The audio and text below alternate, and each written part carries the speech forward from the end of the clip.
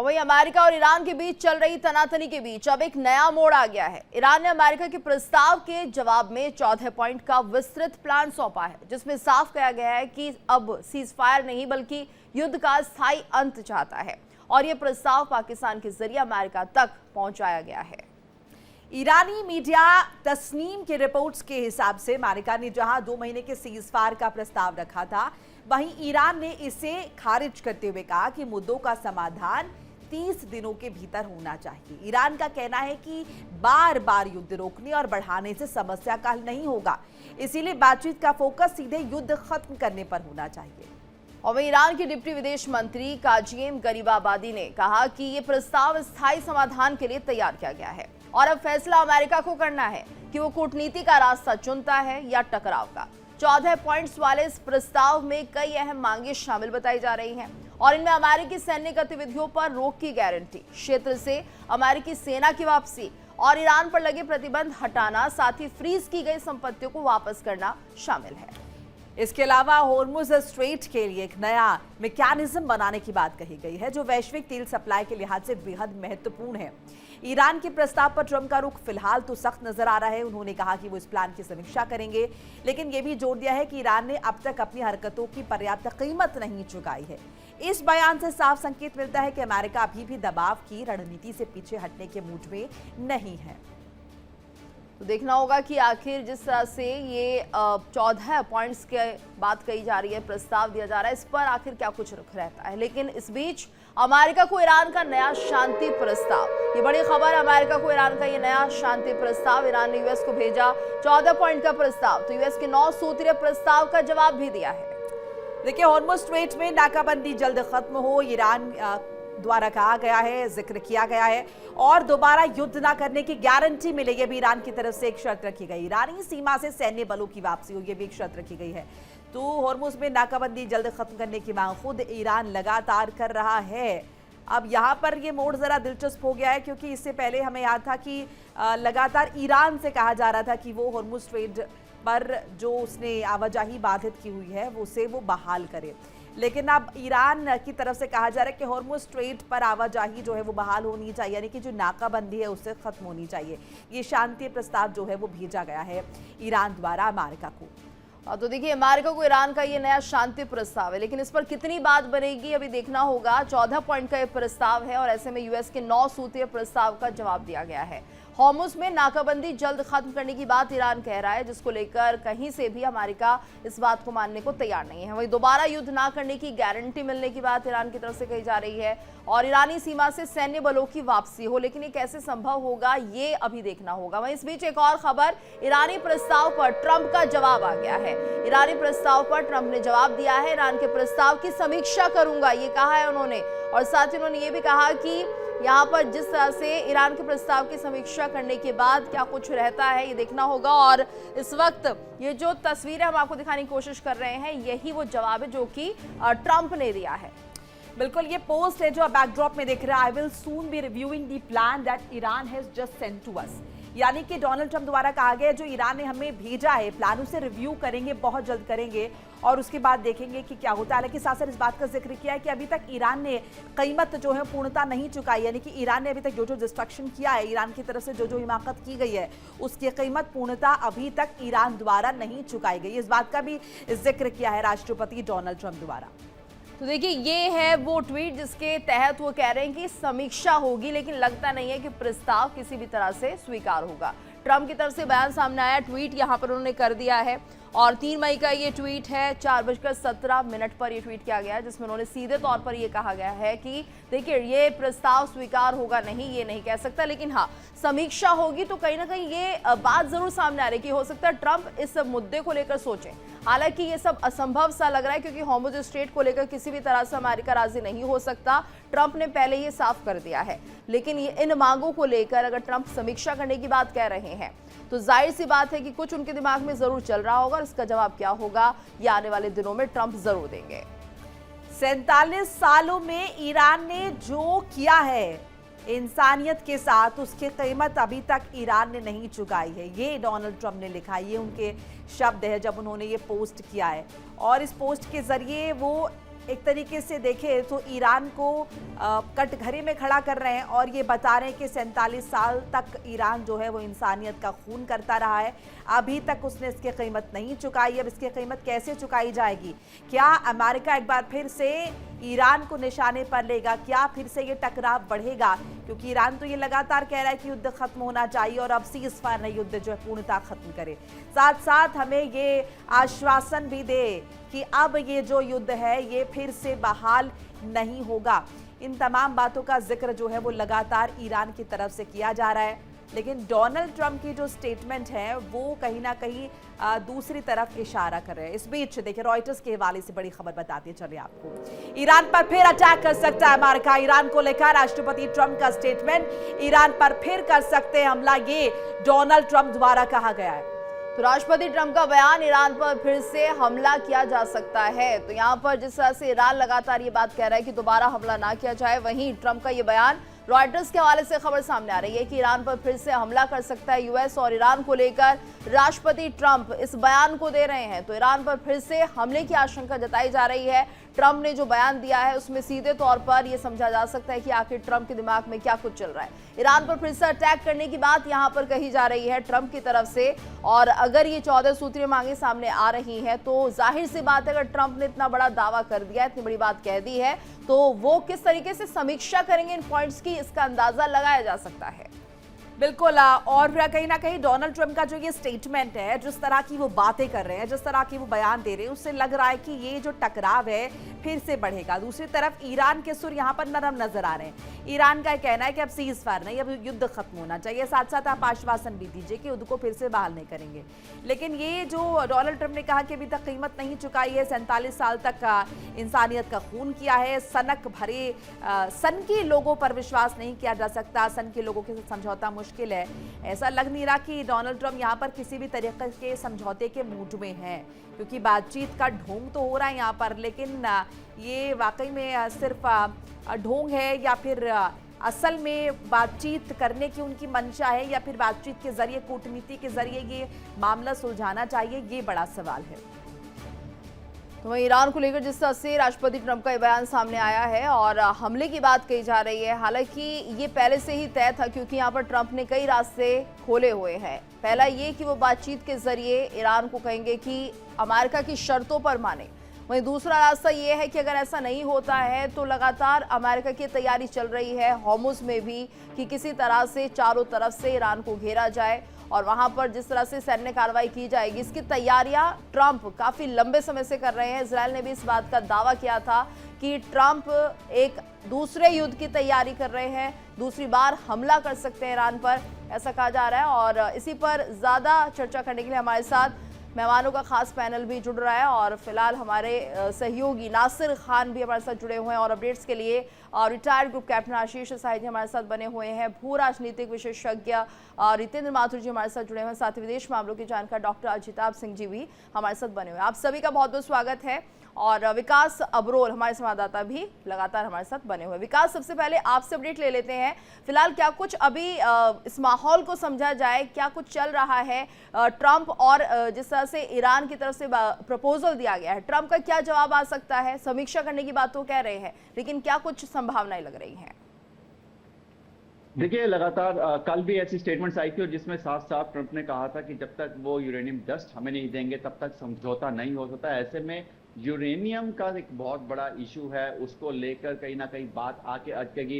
हालांकि अभी कुछ समय पहले एक खबर और देखी गई है जिसमें कहा गया था कि ईरान ने बोला है कि हिजबुल्लाह जो है उनका काउंटर पार्ट है, जब तक लेबनान पे हमले बंद नहीं होंगे तब तक शांति वार्ता का कोई औचित्य नहीं है। ऐसे में ये चीजें जो है आपस में किसी तरह से एक साथ बैठेंगी नहीं, बैठ नहीं रही हैं फिलहाल। और जब तक हिजबुल्लाह और इजराइल के आपस में हमले बंद नहीं होंगे और यूरेनियम पे कोई बात नहीं होगी पहल, तब तक मुझे लगता है कि ये युद्ध की स्थिति लगातार बनी रहेगी और शांति वार्ता जो अस्थायी रूप से चल रही, जिस तरह से फिलहाल अभी हमले रोके गए हैं, ये फिलहाल अभी ऐसे ही चलता रहेगा कि कोई भी देश दोनों से भी फिलहाल चाहता नहीं है कि वो इस युद्ध की आग में जाए। लेकिन आने वाले समय में ट्रंप का कोई भरोसा नहीं है। अगर इसी तरह से ईरान अपनी शर्तों पर अड़ा रहा, जिस तरह से यूरेनियम को लेकर और लेबनान को लेकर हिजबुल्लाह पे जो हमले किए जा रहे हैं, तो तो मुझे लग रहा है कि कुछ दिनों बाद या कुछ समय बाद एक बार फिर से हमले शुरू हो सकते हैं और युद्ध हमें देखने को मिल सकता है। ठीक है विकास, एक बार साहिब साहब का रुख कर लेते हैं। साहिब साहब गुड मॉर्निंग। और डोनाल्ड ट्रंप का ये स्टेटमेंट और साथ साथ ये कहना कि वो संतुष्ट नहीं है ईरान के जो प्रस्ताव वहाँ से आए हैं, आपको क्या लग रहा है डोनाल्ड ट्रंप असल में चाहते क्या? उन्होंने जिक्र किया कि 47 साल तक जिन लोगों ने इंसानियत का खून किया है उन लोगों ने भी कीमत नहीं चुकाई है, तो वो कीमत अभी चुकानी बाकी, यानी कि ये समझे कि ईरान पर और ज़्यादा अटैक्स होंगे और ये बातचीत महज दिखावा है। Good morning Monica. Between the lines पढ़ने की जरूरत है क्योंकि उनके शब्दों से तो हम पहले ही डिस्टेंस बना चुके हैं और उसका कोई मतलब नहीं होता। इंटरेस्टिंग बात यह है और पॉजिटिव बात यह है कि इस बार उन्होंने जो 14 पॉइंट प्रोग्राम मिले हैं, जिसको डिटेल्स नहीं बताए, उसको आउटराइटली रिजेक्ट नहीं किया, जबकि 24 घंटे पहले का जो स्टेटमेंट था उनके कि I am not satisfied, that was sounding like a outright rejection of the latest proposal कि अभी हमारे पास जो कुछ भी पाकिस्तान के थ्रू आया है वो उसमें कोई खास दम नहीं है। और अब उनका जो स्टेटमेंट है कि हम पढ़ रहे हैं उसको, इसका मतलब आउटराइट रिजेक्शन नहीं है, इसका ये भी मतलब उन्होंने बोला कि हमें कंसेप्ट्स बता दिए गए हैं इस प्रपोजल के और उसके डिटेल्स में जा रहे हैं हम, मतलब एक्सपर्ट टीम कोई उसको पढ़ रही होगी, कुछ चेंजेस किए होंगे ईरान ने, तो वो एक मेजर डेवलपमेंट माना जाएगा पिछले 24 घंटों का। और दूसरी तरफ ये भी खबर है जो आप अभी मेरे ख्याल कैप्चर कर रहे होंगे कि America is contemplating armed escort out of Hormuz, क्योंकि उनके तेल की क्राइसिस सॉल्व नहीं हो रही यूएसए की और वर्ल्ड प्रेशर भी माउंट कर रहा है, तो इसको छोड़ दे के रखना अमेरिका के लिए भी हेल्दी नहीं होगा।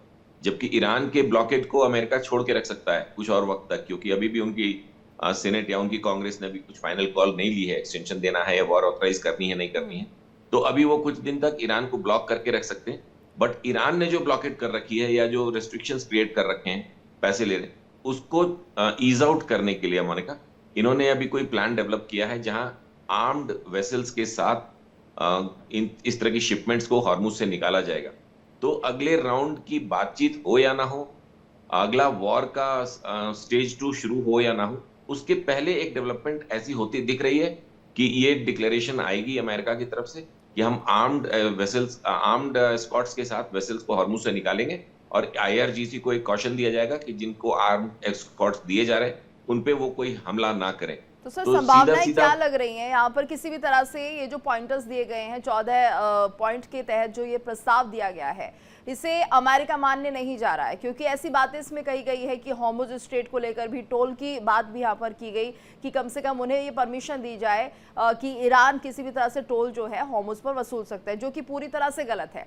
इसके साथ साथ कहा यह भी जा रहा है कि यहाँ पर हॉर्मुज को लेकर पहले बात करें और न्यूक्लियर प्रोजेक्ट को लेकर बाद में बात करेंगे। तो ये ऐसी बातें हैं जिसे ट्रंप बहुत आसानी से नहीं मानेंगे, बल्कि यूं कहिए कि किसी भी पॉइंट पर बातचीत बनती हुई, सहमति बनती हुई नहीं दिखाई देगी।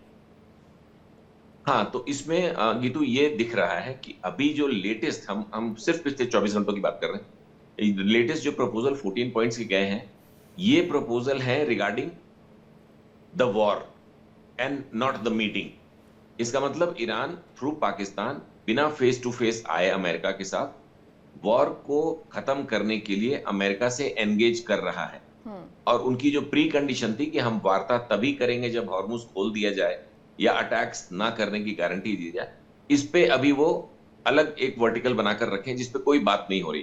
तो ये भी गीतू एक पॉजिटिव डेवलपमेंट माना जाएगा कि थ्रू पाकिस्तान ही सही, लेकिन वार्ता खत्म हो गई है ऐसा नहीं है, वो फेस टू फेस नहीं कर रहे हैं। बट ये 14 पॉइंट प्रोग्राम जो उन्होंने अमेरिका को अभी भेजा है, जिसको ट्रंप कह रहे हैं कि दे आर एनालाइजिंग या दे आर स्टडीइंग, उस पे ओपिनियंस मांगे जा रहे हैं, ये वॉर रोकने वाले हैं, ना कि वार्ता की टेबल पे आने वाले। जी गीतू जी।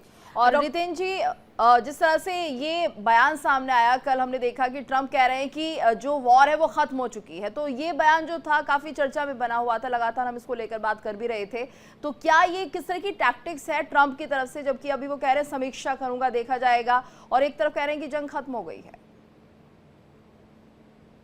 में समीक्षा कर रहे हैं वैसा उन्होंने कहा है। और ये भी स्ट्रेटेजी सारी कि जब ये प्रस्ताव जो आज ईरान दे रहा है, ये प्रस्ताव उसको पहले दिन दिया गया था, तो अब आज इतने दिन के बाद आप उसके ऊपर उसी बात को फिर उठा रहे हो। पहले दिन मान लेते तो झगड़ा ही नहीं होता इतना।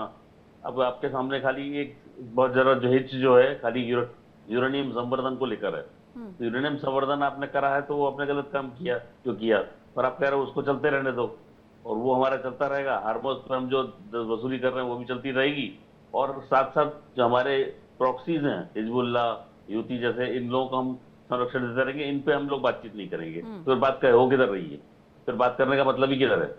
इसलिए अगर वो अमेरिका में डोनाल्ड ट्रंप अगर ये कह रहे हैं कि मंथन करूंगा मैं, निश्चित तौर पर उसमें मंथन करके कोई रास्ता निकाला जाना चाहिए। वो जैसे अभी एक अच्छा प्रस्ताव दिया उन्होंने कि जो शिप्स वहां से मर्चेंट शिप्स निकलेंगे उनको एस्कॉर्ट दिया जाएगा, मिलिट्री एस्कॉर्ट दिया जाएगा। तो ये सिचुएशन उन पर अगर कोई अटैक करता है आईआरजीसी या कोई भी संगठन अटैक करता माथुर है साहब, तो एस्कॉर्ट माना करके जाएगा। निकालेंगे कि मायने ये समझे कि अब पूर्णतः खुल गया हॉर्मुज स्ट्रेट? नहीं, खुला नहीं होगा, वो झगड़े का स्थिति बन जाएगी ना। तो क्या क्या ऑलरेडी इन्होंने को 6000 माइन्स अंदर बिछा रखी हैं, ईरान ने 6000 माइन्स बिछा रखी हैं समुद्र के अंदर, और ये कहते हैं मैं पता नहीं कौन सी माइन्स किधर है। तो अभी अमेरिका उसको डिटेक्ट कर रहा है, तो अगर एक बार डिटेक्शन हो जाता है तो टाइम तो लगेगा उसके डिटेक्शन में, महीना 2 महीने जा सकता है, क्योंकि वो तो AI टेक्नोलॉजी से उनके कैमरे लगाकर डिटेक्शन करेंगे, फिर उनकी स्वीपिंग की जाएगी। दोनों चीजें जब होंगी इसमें टाइम तो लगेगा। तो इस दौरान ये स्ट्रेटेजिकल वॉरफेयर ये है कि ईरान को दबाना जरूरी है। ईरान जितना पैसा आर्थिक रूप से तो दब रहा है, और उसका जो तेल का प्रोडक्शन है वो रोका कर जा रहा है, तो उससे वो उसकी हालत खराब हो जाएगी। क्योंकि वो प्रोडक्शन क्या होता है कि जैसे आपकी हाथ की नस कट जाए तो खून बहना शुरू हो जाता है, ऐसे एक बार तेल का कुआं खोद लिया तो उसमें तेल निकालना शुरू हो जाता है। तो उस तेल को कहाँ रखेंगे ये, क्योंकि उनके पास स्टोरेज कैपेसिटी नहीं है। तो ऐसे में दोनों स्थिति इनके खिलाफ बहुत बुरी तरह जाएगी, और ईरान इस समय दबाव की स्थिति झेल रहा है। हाँ, ये कि वो प्रस्ताव के अंदर अमीकेबल सिचुएशन क्रिएट करे, ये जरूरी है उसके लिए, और अगर अच्छा शांति वार्ता होती है तो स्वागत करेंगे उस चीज। जी ठीक है डॉक्टर अजिताभ, एक और चीज यहाँ पर समझनी होगी। इससे पहले हम लगातार जिक्र कर रहे थे कि डोनाल्ड ट्रंप दबाव में है, उन्हें परमिशन लेनी होगी कांग्रेस से, लेकिन अब वो कह रहे हैं कि अब वो परमिशन की दरकार मुझे नहीं है। ऐसा वो क्यों कह रहे हैं? उन्होंने कहा कि अब जो युद्ध शुरू हुआ था वो युद्ध 7 अप्रैल को जो है खत्म हो चुका है, उसके बाद सीज फायर है, सो अब परमिशन लेने की ज़रूरत नहीं है। कि परमिशन लेने की ज़रूरत क्यों नहीं है, और साथ साथ क्या इसके ये मायने समझे कि अब डोनाल्ड ट्रंप फिर से चढ़ाई कर सकते हैं, फिर से युद्ध छेड़ सकते हैं? बिल्कुल मोनिका जी, देखिए परमिशन का तो कोई मुद्दा है ही नहीं। वो तो पहले भी क्लियर कर चुके हैं कि एक तरफ सीज फायर है, दूसरी तरफ युद्ध जो टेक्निकली है, कह लीजिए युद्ध वर्ड इन्होंने यूज नहीं किया है। इसके अलावा उनके पास और भी कई ऑप्शंस हैं, तो परमिशन का कोई मामला अभी तक दिखता नहीं है। और वो देखिए अमेरिका में भी जो विपक्षी दल भी हैं वो कंपैरेटिवली क्वाइट हैं, चुप हैं, उस तरह से एक्शन नहीं हो रहा है, राजनीति चल रही है। इस बीच दबाव की राजनीति जो है वो भी पूरे सवाब पे है। आप देख लीजिए अमेरिका अभी भी, और अब ये दबाव अमेरिका को भी झेलना खुल के दिख रहा है, वो पड़ रहा है। कल जो अमेरिका में एक स्प्रीट एयरलाइंस नाम का एक विमान कंपनी है वो बंद हो गई, उससे लगभग 17,000 लोगों के जॉब चले गए, ऐसी खबरें आई हैं। तो आप देख लीजिए तेल का दाम, गैस का दाम तो अमेरिका में तो बढ़ ही रहा था, उससे महंगाई भी बढ़ रही थी, बेरोजगारी भी अब और बढ़ने लगी है। तो अमेरिका निश्चित रूप से प्रेशर में अब आ रहा है, ज्यादा खुल के। वर्ल्ड की कम्युनिटी तो है ही है।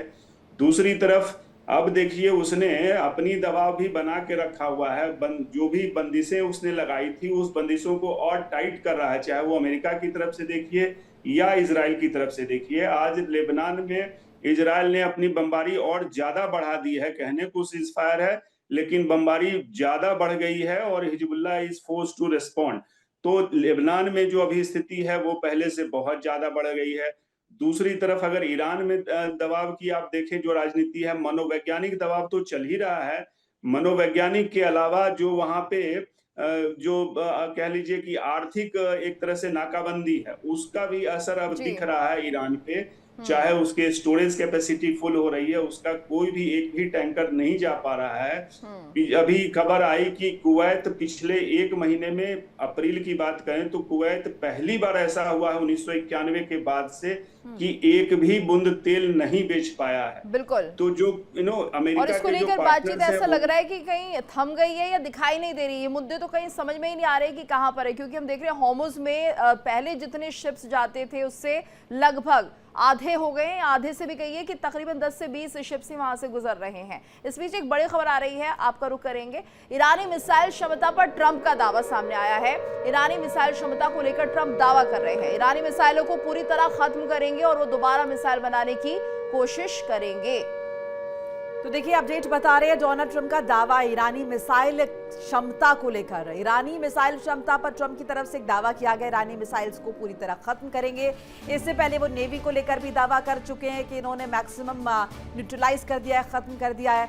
अब ये भी कहा कि पूरा ईरानी मिसाइल्स को पूरी तरह खत्म करेंगे और वो दोबारा मिसाइल बनाने की कोशिश करेंगे। साई साहब, डोनाल्ड ट्रंप के स्टेटमेंट को जरा इंटरप्रेट कीजिए। तो एक एक करके जो इनके कंफ्लिक्ट पॉइंट्स थे on the 28th of February, उसको वो वाइल टॉकिंग टू ईरान अपने फ्यूचर वॉर के प्लान एस्पेक्ट्स को क्लियर कर रहे हैं। यूरेनियम ऑलमोस्ट क्लियर है, ये रशिया जाएगा या ईरान मान जाएगा कि अमेरिका के साथ उसको हम ग्लोबल कहीं एक्सकवेट करके रखेंगे, या अमेरिका उसको किसी तरह से फिजिकली लेकर आएगा। उसके बाद उनका मेजर कंसर्न था medium and long range missile program Iran के, उसी को रीइंफोर्स करना चाह रहे हैं कि उसको भी हम किसी तरह से खत्म करेंगे। ये एक एक करके वही 14 पॉइंट प्रोग्राम जो कि डिटेल्स में नहीं पता चल रही हैं, उस पे कोई ना कोई स्टेटमेंट दे रहे हैं। क्यों दे रहे हैं? क्योंकि वो बार बार रिपीट कर रहे हैं कि ईरान में किसको बताएं, किससे बात करें, लीडरशिप नहीं है, लीडरशिप नहीं है, लीडरशिप नहीं है, कोई एक आदमी नहीं है। तो इसमें उन्होंने एक वाया मीडिया निकाला है, ट्रूथ सोशल। लेकिन साय सर, यहाँ पर ये देखिए ट्रंप इस बात को भी कबूल कर रहे हैं कि ईरानी मिसाइलों को पूरी तरह खत्म करेंगे, यानी कि अभी उन्हें लग रहा है कि पूरी मिसाइलें खत्म नहीं कर पाए हो ईरान की, और सीधे तौर पर एक तरह से ट्रंप खुद इस बात को एक्सेप्ट कर रहे हैं, जहां पर वो खुद ये दावा करते थे कि हम किस तरह से ईरान को खत्म कर देंगे, लड़ने लायक नहीं छोड़ेंगे, लेकिन अभी तो मिसाइल ही खत्म नहीं हो पाई है। एग्जैक्टली। तो ट्रंप के जो पब्लिक अटरेंसेस रहे हैं regarding nuclear programme and missile programme, इन दोनों में बहुत ज्यादा फ्लक्चुएशन रहा है, क्योंकि उनको डिटेल्स वही पता रहती हैं जो ब्रैड कूपर बताएंगे या केन्स बताएंगे या पेंटागन से जो ऑफिशियली बताया जाता है। और उनकी जो एनालिसिस है कूपर की, सेंटकॉम की या पेंटागन की, वो अभी ऑन ग्राउंड जाके कोई उन्होंने स्क्रूटनी नहीं करी है। वो न्यूयॉर्क टाइम्स को भी पढ़ रहे हैं कि न्यूयॉर्क टाइम्स ने कैसे ये पता लगाया कि उनके 40% ईरान के मिसाइल्स अभी बचे हुए हैं।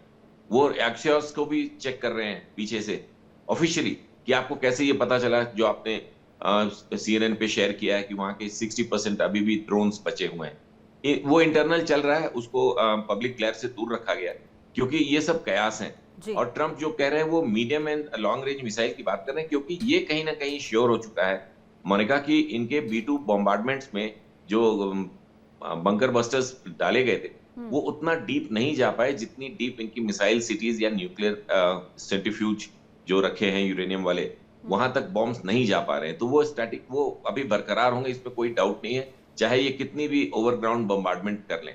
एक चीज, दूसरी एक इंपॉर्टेंट चीज, कैन आई कंटिन्यू या आप कुछ कह रहे हैं? नहीं, आप प्लीज कंटिन्यू कीजिए। साथ साथ ये भी एक्सप्लेन कीजिए कि इसके सिंपल एक मायने ये भी निकाले कि डोनाल्ड ट्रंप अभी अटैक करेंगे, क्योंकि मिसाइल अगर उन्हें खत्म करनी है तो उसके लिए हमला करना होगा, यानी हमले अभी और होंगे। नहीं, अभी मैं जो देख पा रहा हूँ, सबसे पहले इस हफ्ते जैसे ही नया हफ्ता शुरू होता है, ये फ्लोरिडा से वापस लौटते हैं वॉशिंगटन इस वीकेंड के बाद, तो सबसे पहला फोकस होगा कि इस हॉर्मुज से शिपमेंट्स को निकालने के लिए क्या, हॉर्मुज में शिपमेंट पे जो कंट्रोल कर रखा है ARGC ने, ये मुझे काफी दिनों से 2 हफ्ते से ऐसा लग रहा था कि पता नहीं क्यों अमेरिका इस पे थोड़ा और ऑफेंसिव नहीं हो रहा है, क्योंकि जिस तरह से शिप्स को मैनेज किया जा रहा है ईरान के द्वारा, IRGC के द्वारा, वो बहुत ही रूडिमेंट्री बेसिक लेवल का है कि गन बोट्स लगा देते हैं, उन शिप्स में कोई वेपन नहीं होते हैं, तो उसको एक मशीन गन भी अगर सामने आके खड़ी हो गई तो उनको शिप रोक देना पड़ता है। और ऐसा नहीं है कि कोई मिलिट्री या नेवी IRGC की लगी हुई, उनके छोटे छोटे एलिमेंट्स, तो इन एलिमेंट्स को ओवर पावर करना अमेरिका के लिए बहुत आसान है।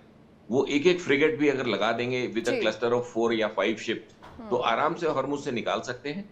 और क्लोज एयर सपोर्ट का एक सिस्टम होता है इस तरह के वॉरफेयर में, जिसमें ऊपर से हेलीकॉप्टर, गनशिप्स वगैरह जो इनके कोस्टल एरियाज हैं ईरान के, जहां से इनको छोटे मोटे ड्रोन उड़ाने की चांस मिल सकता है, उसको डोमिनेट कर जाए, तो बहुत आसानी से एक एक क्लस्टर बना के निकाला जा सकता है और इससे अच्छी खासी डोमिनेशन दिखेगी यूएस। और इस बीच एक बड़ी खबर आ रही है, ईरानी उप विदेश मंत्री काजेम की धमकी। बड़ी खबर, ईरान किसी भी हमले का जवाब देने में सक्षम है।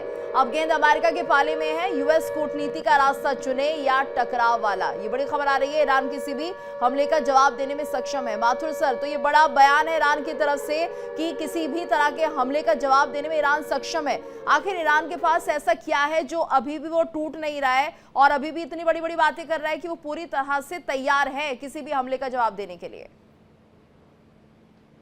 ऐसा ईरान के अंदर जो IRGC नाम का ऑर्गेनाइजेशन है, ये सब कुछ पीछे दम दे रहा है, क्योंकि इनके पास पॉलिटिकल एडमिनिस्ट्रेशन तो पूरी तरह कोलैप्स सिचुएशन ही मानी जाए, क्योंकि किसी भी डिप्लोमेटिक बातचीत के लिए कोई व्यक्ति सामने खड़ा ही नहीं। जैसे डोनाल्ड ट्रंप भी कह रहे हैं कि मैं बात किससे करूँ, है कौन? तो IRGC से बात करना वो चाहते नहीं, क्योंकि मिलिट्री ऑर्गेनाइजेशन है। ठीक है, हो सकता है मिलिट्री ऑर्गेनाइजेशन IRGC चाह रहा हो कि राष्ट्रपति को साइड में करके मैं आगे पर डिप्लोमेटिकली बात करूं, अहमद वहीदी बात करना चाहता हूं, तो ये अगर करेगा बात तो कर सकता है, ऐसा कुछ नहीं। मिलिट्री अफसर बात करते हैं पाकिस्तान से, जैसे जो पाकिस्तान के अंदर मिलिट्री अफसर थे, जो मिलिट्री के जनरल्स थे, वो आके बात करते थे, तो मुशर्रफ थे या भी जो आसिफ मोदी हैं, ये सब मिलकर बैठ के बात करते थे। ऐसा कुछ नहीं, वो भी कर सकते हैं, पर ये कि वो करें उसके लिए तैयार हो, और धमकी उनको उनसे दिलवाई जा रही है। ये मान के चलिए कि ईरान अब ऐसी सिचुएशन में नहीं है कि वो अमेरिका को फेस कर सके, और होगा तो उसका बहुत बुरा नुकसान होगा।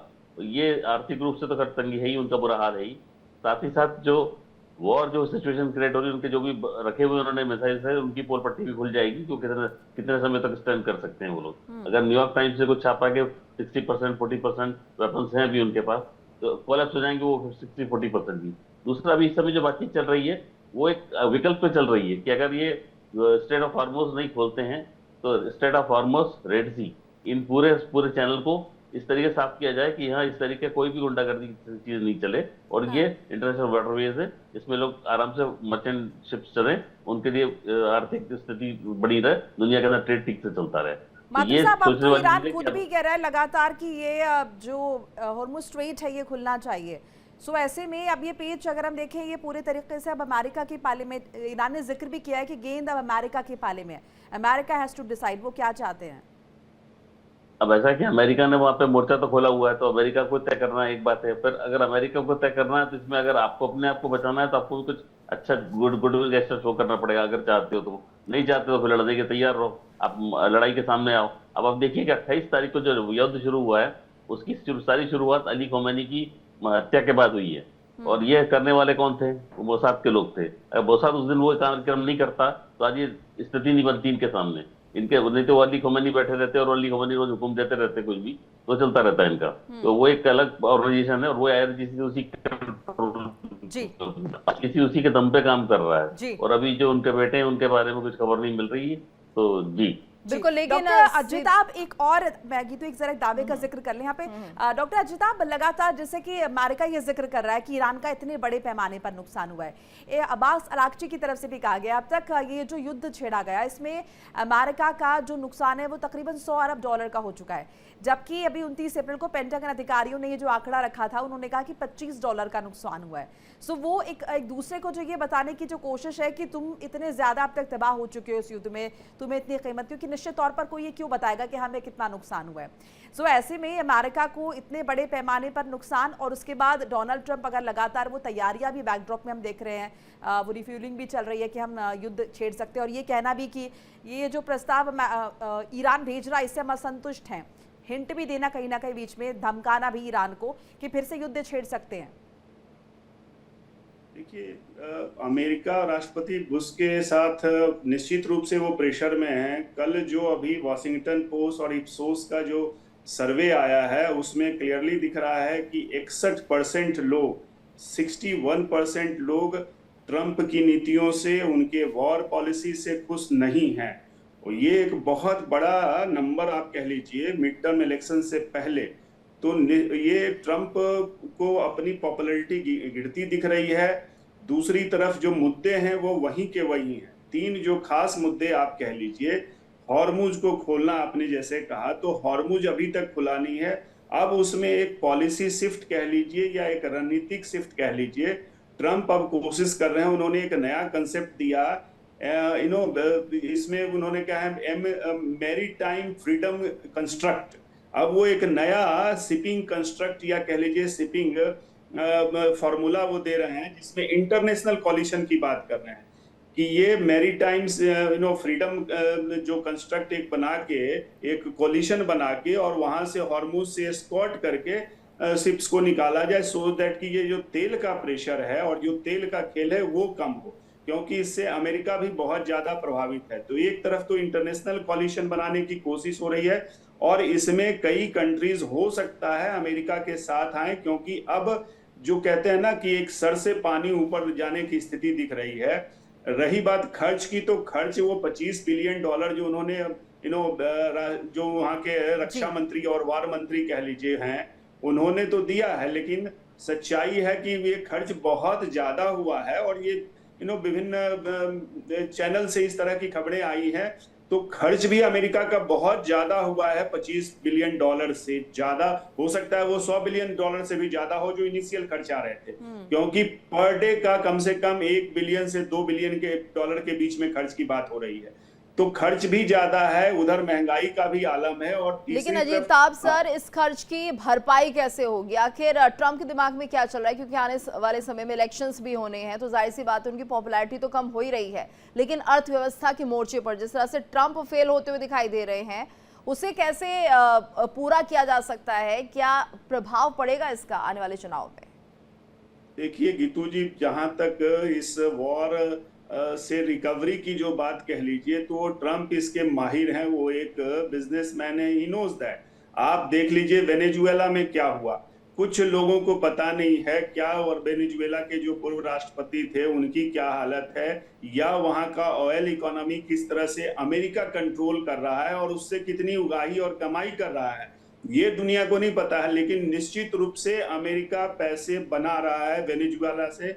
सेम वे ईरान से भी निश्चित रूप से इनके पास कोई बैकअप प्लान है, ये वहां से भी कमाई और उगाही करेंगे, इसमें कोई कोताही वो नहीं करेंगे, आप जान लीजिए। और जहां तक ये खर्च की बात है, वो तो अभी से कह रहे हैं कि गल्फ और अरब के जो देश हैं उनसे भी वो कह रहे हैं कि आप एक तरफ कल भी देख लीजिए $8.6 बिलियन का उन्होंने आर्म्स बेचने का एक अप्रूवल दे दिया है। उसमें यूएई को, कतर को और इजराइल को भी आर्म्स बेच रहे हैं। तो आप देख लीजिए, एक तरफ लगभग 8-9 बिलियन अरब डॉलर का वो हथियार बेच रहे हैं, उससे भी कमाई हो रही है। अमेरिका का तेल बेचना भी पहले से बढ़ा है, वो भी हाई कीमतों पे, उससे भी अमेरिका कमाई कर रहा है। तो हथियार से कमाई, तेल से कमाई, वो और कई फ्रंट पे। तीसरी तरफ वो गल्फ के देशों से कह रहा है कि आप इस वॉर में कंट्रीब्यूट कीजिए, तो वहां से गल्फ के देशों से भी वो ले रहा होगा, और इजराइल से भी निश्चित रूप से कहीं ना कहीं कुछ टैसिट अंडरस्टैंडिंग होगी। तो ऐसा नहीं है। रही बात जो नेटो हैं या यूरोप के देश हैं, गाहे बेगाहे उनको भी आना ही पड़ेगा, क्योंकि उनके पास बहुत ज्यादा विकल्प नहीं है जो अभी सर्कमस्टांसेस हैं। ऐसी स्थिति में मुझे लगता है जरा साझा कर ले, आपके पास लौट रहे ईरानी सैन्य अधिकारी की तरफ से एक दावा यहां पर किया गया जिसका जिक्र करना इंपॉर्टेंट हो जाता है। अमेरिका के साथ फिर से युद्ध की आशंका है, तो ये आशंका ईरान को भी बखूबी है। अमेरिका के साथ फिर से युद्ध मुमकिन है, डील नहीं होने पर युद्ध संभव है, ये ईरान की तरफ से आशंका जाहिर की गई है। ईरानी सैन्य अधिकारी की तरफ से ये दावा किया गया है। विकास, ईरान को भी इस बात की आशंका है और इसीलिए बैकड्रॉप में लगातार तैयारियां चल रही हैं। जी बिल्कुल, देखिए लगातार हालात जो बने हैं वो युद्ध के लगातार बनते जा रहे हैं। जिस तरह से हॉर्मुज खोलने की बात की जा रही है, अगर हॉर्मुज खुलता है तो कहीं ना कहीं ये ईरान के एक ईगो पर चोट होगी उसको, क्योंकि वो लगातार हॉर्मुज को लेकर ही अपने आप को जो है कहीं ना कहीं जो शांति वार्ता में इसको पॉइंटर्स में रख रहा है कि वो तब तक नहीं खोलेगा जब तक जो हालात ठीक नहीं होते। ऐसे में कहीं ना कहीं अगर हॉर्मुज से जब जहाज निकलते हैं तो उसके लिए एक बहुत बड़ा ईगो क्लैश आ जाएगा दोनों कंट्रीज में, यूएस में भी और ईरान में भी। ऐसे में एक बार फिर से उस समय युद्ध की संभावना जरूर बढ़ सकती है, लेकिन फिलहाल देखा जाए तो दोनों तरफ से प्रोवोकेटिव स्टेटमेंट दी जा रही हैं। ईरान से तो नहीं कहेंगे, बट आईआरजीसी जो है लगातार प्रोवोकेटिव स्टेटमेंट दे रहा है, और डील होने पर जो डील नहीं होने पर युद्ध संभव है, ये साफ जानते हैं कि ये तो होगा ही होगा। और फिलहाल अभी दोनों देशों में तो विकास, देखिए डील तो नहीं हो पाएगी, डील नहीं होने पर युद्ध संभव है, तो ऐसे में शायद सर यहाँ पर युद्ध की आशंका ज्यादा दिख रही है, यानी संभावनाएं बहुत ज्यादा है कि युद्ध हो, ना तो अमेरिका झुकेगा ना ईरान झुकेगा। दूसरा, ईरान की तरफ से कहना कि हम हर हमले का जवाब देने के लिए तैयार है, तो ये ऐसे बयान है जिसमें कहीं भी ऐसा नहीं लग रहा है समझौता होता हुआ दिखाई देगा। और ऐसे में हॉर्मुज को लेकर जिस तरह से बात सामने आ रही थी मोनिका, एक सवाल और भी बड़ा है, क्योंकि यहाँ पर देखिए, क्योंकि हॉर्मुज को लेकर यहाँ पर अमेरिका से बात रखी गई थी ईरान की तरफ से कि यहां पर हमें टोल वसूली का राइट दिया जाए, यानी कि एक और जो बहस है वो छिड़ गई है। अगर आपके आसपास कोई समुद्र है, कोई ऐसा क्षेत्र है जिस पर कि आप अपना कब्जा अधिकार जमाते हैं, तो क्या वहां पर टोल वसूलने का अधिकार आपको दिया जा सकता है? और इसके साथ एक पॉइंट में यहाँ पर जरा जोड़ दूं, ये जो ईरानी सैन्य अधिकारी की तरफ से दावा किया गया युद्ध की आशंका को लेकर, क्या इसके ये भी मायने निकाले कि कोई इम्प्रोवाइज अब नहीं करने वाला है? ईरान जो प्रपोजल उसने भेजा, अमेरिका ने कह तो दिया संतुष्ट है, लेकिन अब ईरान इसे फिर से इम्प्रोवाइज नहीं करेगा? हाँ, तो तीनों के अलग अलग बात कर लेते हैं। पहला कि अमेरिका का बड़ा क्लियर स्टैंस है कि हॉर्मुज खुलेगा एज ऑफ नाउ तो सिर्फ नॉन ईरानियन पोर्ट्स के लिए खुलेगा। ईरानियन पोर्ट्स के ब्लॉकेट पे वो बड़े फर्म है। दूसरा, इंटरनेशनल मैरीटाइम लॉज के हिसाब से अनक्लास जो एक है उसके हिसाब से इंटरनेशनल वाटर्स में किसी भी किस्म की वसूली किसी भी कंट्री के द्वारा किसी दूसरे शिपमेंट के लिए नहीं की जा सकती है। इस पे भी कहीं कोई डाउट नहीं है। ये डिबेट के मुद्दे इसलिए बन गए हैं कि एक कंट्री ने अगर रोक दिया है तो बाकी कंट्रीज भी रोक देंगी। ये बहुत फार फेच्ड है। कोई कंट्री आईआरजीसी टाइप नहीं है। अभी भी थोड़ा बहुत respect for such international maritime laws बचे हुए हैं, जैसा कि दिखता है। कहीं भी अगर हूतीज टाइप के या वो सी रॉबरर्स जो होते हैं किसी शिप को एंगेज भी करते हैं तो उसको ईज आउट कर लिया जाता है। तो आई डोंट सी कि इसमें कोई पैटर्न डेवलप कर जाएगा, किसी को ऐसे आइडियाज आ जाएंगे। अगर किसी को ये आइडियाज आए थे तो अमेरिका को आए थे। करीब 20-25 दिन पहले उन्होंने एक स्टेटमेंट दी थी ट्रंप ने कि हम और ईरान मिलकर कुछ ऐसा कर देंगे और हम लोग वहां पे पैसेज देंगे और उसके बदले में उसका सिंपल सा रूल ये होता है कि जो इंटरनेशनल वाटर्स होती हैं और जो एक कंट्री की वाटर्स होती हैं 20 नॉटिकल माइल्स 12 नॉटिकल माइल्स, उसमें हम कुछ फैसिलिटीज देते हैं। इस वजह से हम वहां पे कुछ पैसे ले सकते हैं। जैसे एयरपोर्ट पे अगर आप पार्किंग फीस देते हैं, लैंडिंग फीस देते हैं तो कुछ फैसिलिटी, अगर आप हवा में ऊपर से निकल जाते हैं तो you don't pay anything to the aerodrome. Similarly international waters में अब आप शिप में जा रहे हैं तो कोई किसी को देने की जरूरत नहीं। तो I don't see any pattern there. और तीसरा, ये ईरान की तरफ से जो वक्तव्य दिए जा रहे हैं इनका इस वक्त कोई मतलब नहीं है, क्योंकि पिछले 24-48 घंटों में पहली बार ईरान की अपनी एजेंसीज और उनका जो स्पोक्स माउथ पीस मैं बोलता हूं अल जजीरा, इन्होंने ये बातें शुरू की हैं कि ईरान की इकोनॉमी अब काफी हिट हुई है और ईरान के अंदर से आवाजें आने लगी हैं कि हमारी लाइफ डिफिकल्ट हो रही है, चीजों के दाम बढ़ रहे हैं। दाम बढ़ने तक तो ठीक था, अब चीजों की उपलब्धता पे असर पड़ गया है। जब तक कि पाकिस्तान अपने बॉर्डर से 3000 कंटेनर्स को फ्री करता है, उनके जाने की चीजें शुरू होती हैं, उसमें टाइम लगेगा। हो सकता है 4-5 दिन, हफ्ता 10 दिन।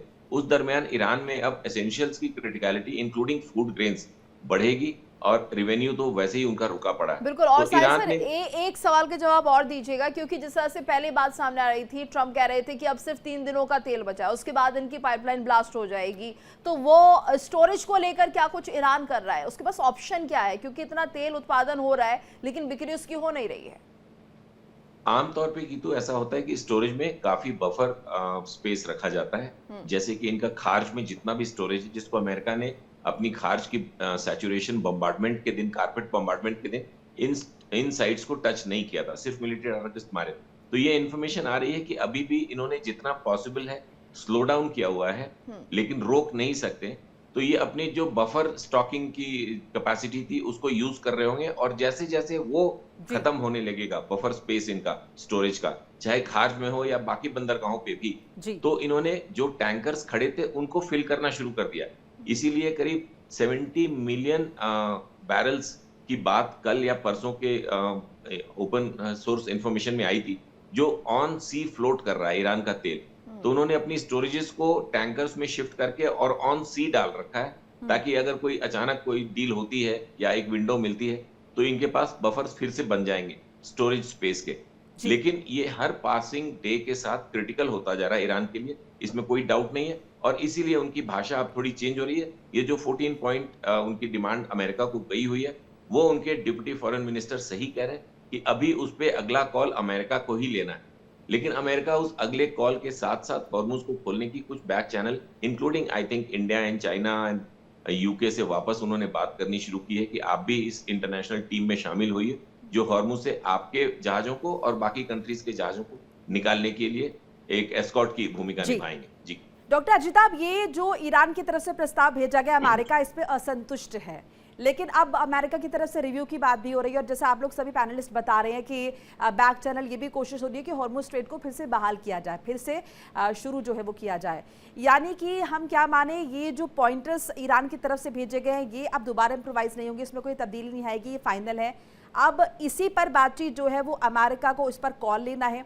इसके साथ साथ हॉर्मुज़ स्ट्रेट क्या खुल जाएगा, और अगर खुलेगा तो अब ईरान उस पर टोल नहीं ले पाएगा, क्योंकि ईरान ने कह दिया ना कि भाई हॉर्मुज़ स्ट्रेट खोलो, तो क्या ईरान ने हथियार डाल दिए कि वो अब कोई टोल वगैरह भी नहीं लेने वाला है, बस इसको बहाल कर दिया जाए? देखिए मोनिका जी, निश्चित रूप से ईरान दबाव में है, और जिस पॉइंट्स की आपने बात की 14 पॉइंट, उसमें इनफैक्ट अमेरिका के जो 9 पॉइंट्स आए थे उसके अनुसार 2 महीने का सीज फायर की बात कर रहा था अमेरिका। अब ईरान उसको कह रहा है कि वो घटा के 30 दिन किया जाए, 1 महीने के अंदर इस पे बात बने, हॉर्मुज पे भी जो अटका हुआ है। तो दैट मीन्स दैट शोज कि ईरान थोड़ी सी ज्यादा प्रेशर में है, क्योंकि उसके स्टोरेज फुल हो रहे हैं। जो भी ऑनशोर ऑफशोर उसके हैं वो तो कह रहा है कि अब फुल होने की स्थिति में है, और सैटेलाइट डेटा से भी इस तरह की इंफॉर्मेशन आई है।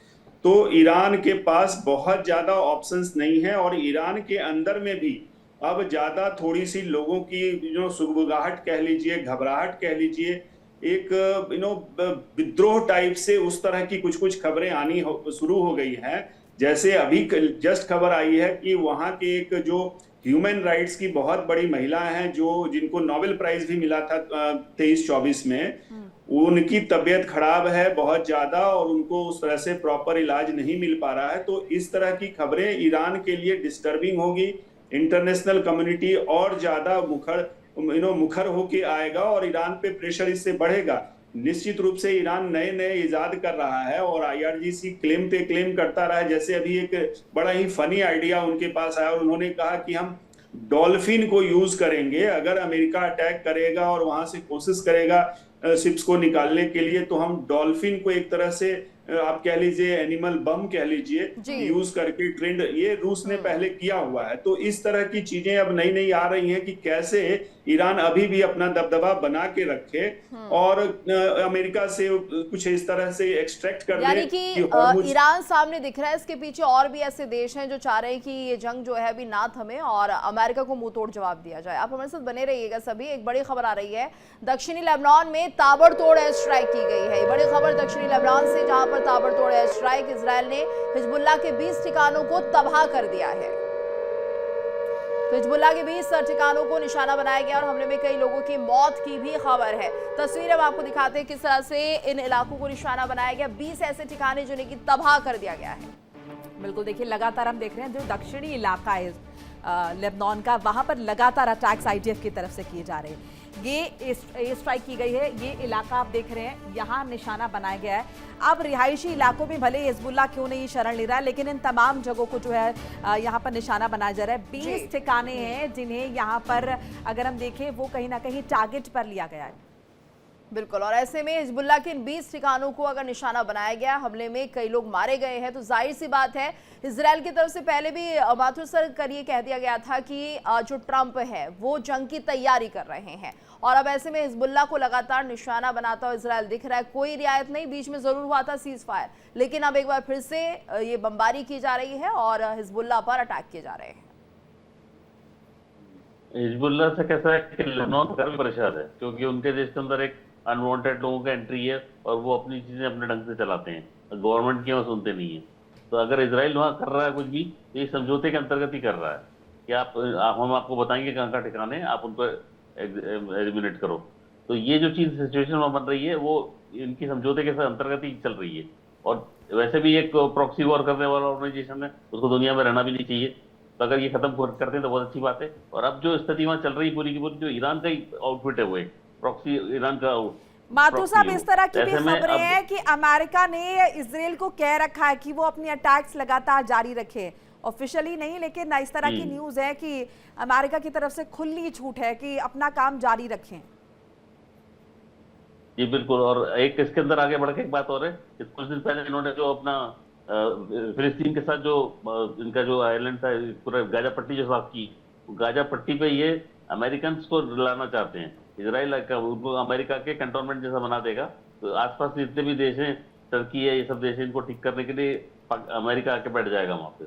तो ये जो सिचुएशन आने वाली है, अगर ये लोग नई सिचुएशन को समझे कि हमें इसके अंदर कोई ऐसा रास्ता निकालना चाहिए कि जो हमारे लिए फायदेमंद हो, फ्यूचर के लिए ठीक हो, लड़ाई झगड़ा छोड़ के वो रास्ता निकाला जा सके, तो ठीक होगा, नहीं तो ये ऐसी सिचुएशन बनेगी कि अमेरिका परमानेंटली गाजा पट्टी पे बैठ जाएगा, कैंटोनमेंट बना लेगा, उससे इसराइल को इमीडिएटली फायदा होगा और आसपास के जो देश गड़बड़ कर रहे हैं उन लोगों के अंदर जितने प्रॉक्सीज रखे हुए उन्होंने, हुती से इधर यमन में हुती बैठे हैं, इधर उसके हिजबुल्लाह है, हमास तो खत्म कर दिया है इन्होंने ऑलमोस्ट ऑल, तो और इधर इराक के अंदर जो इनके प्रॉक्सीज है वो जो जी बिल्कुल। और ऐसे में जिस तरह से देखिए लगातार ये दावे किए जा रहे हैं कि ईरान जो है वो अभी भी तेल बेच रहा है, लेकिन किसे बेच रहा है ये बड़ा सवाल है।